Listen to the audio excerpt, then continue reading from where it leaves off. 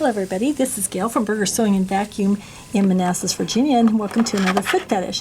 Today I'm going to be talking about what they call the 5/8 inch adjustable seam guide. And what's really nice about this is when you put it on here, it does have this adjustable seam guide, and if you look at this, it has little red lines.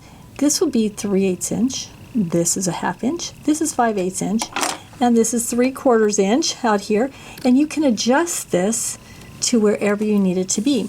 And this comes in handy because sometimes you get these patterns that want a different seam allowance than what we're used to.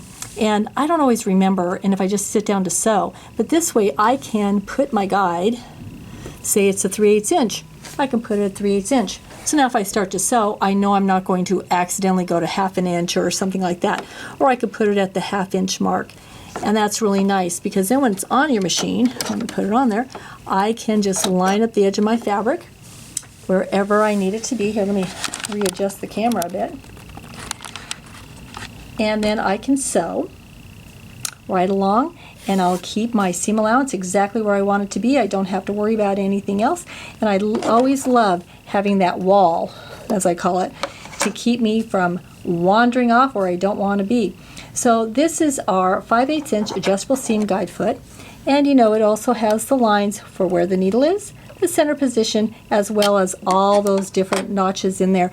And it also has, let me see if I take it off and bring it forward a little bit, you can see when I pull this, there's little notches along here.